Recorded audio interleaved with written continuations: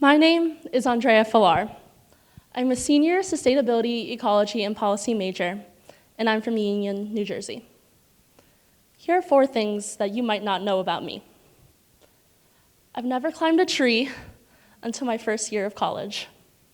I've never gone sledding until college. I've never explored a local forest until college, and I've never properly explored the outdoors until college. Do you see a theme here? Growing up in New Jersey, I wouldn't say I had the most immediate access to the outdoors. I'd say that my childhood consisted of watching my grandma pick ampalaya and tomatoes from our garden and playing with my sister in our backyard, making leaf salads and mud pies. I was introduced to the outdoors when I was in middle school, and we were learning about the Sustainable Development Goals. It's safe to say I was probably the only person that paid attention in that class, but I really loved the SDGs. And I was particularly interested in SDG number 13, climate action. And that was my call to action. I realized from that moment on, I should care about the environment and I should advocate for the environment. So, in high school, I went to the School of Sustainable Sciences. But even then, my school limited my time outdoors. I'd say that my time outdoors consisted of just gardening in our schoolyard. My garden and my greenhouse were our great outdoors, but it was pretty nice. Our classes consisted of urban ecology and sustainable innovation. When I was in high school, I was the president of my chapter's Future Farmers of America Club. And in this club, I focused a lot about urban agriculture and aeroponics. I had a bit of a running theme with indoor agriculture and innovation, but there was a reason for that. I couldn't envision the outdoors because I was never really outdoors, at least not the outdoors that we traditionally think of. My outdoors had highways full of cars and trucks that honked day in and day out. My outdoors had streets that flooded every time it rained. I remember being a kid and just waiting for the next hurricane because then maybe this time my basement would flood and I could wade in the water because I really wanted a pool. My parents said no, of course. My outdoors consisted of getting air quality alerts every summer because of the smog from the city and the wildfires from the west. But upon going to the Rubenstein School of Environment and Natural Resources, I became familiar with a new kind of outdoors. I could see mountains from my bedroom window. I knew so many birds, I can't even name the species of them all. And I could see forests from miles on end. This was my dream. This was everything I could have hoped for and more with my education. But with this new education, this once-in-a-lifetime opportunity, came a feeling of inadequacy.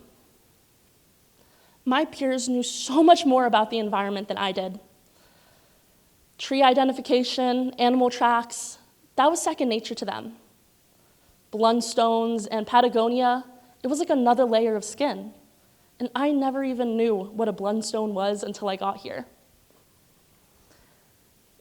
You feel defeated, or at least I did. How could I see myself equal to my peers when the case stories that we learned about were memories from my childhood? The impacts of redlining, flooding, hurricanes, just to name a few. I felt dumb. I felt so out of place. I couldn't see myself in the environment because I wasn't in the environment. How can you expect someone to conserve the environment when they were never really in it?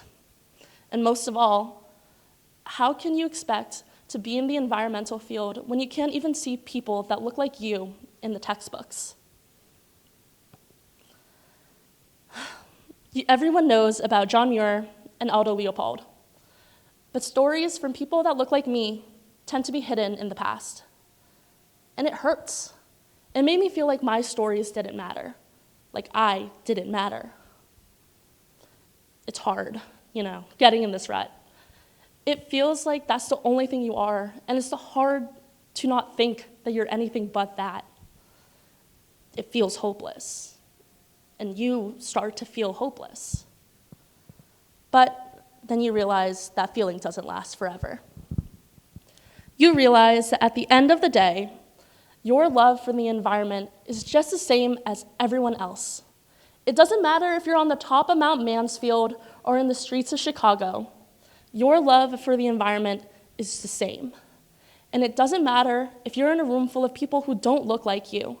Because believe me, on the other side of that room is a room full of people who look just like you, who are desperate to get their foot in. It took forever for me to understand that. And I hope that by sharing my story, I can lessen that person's journey too.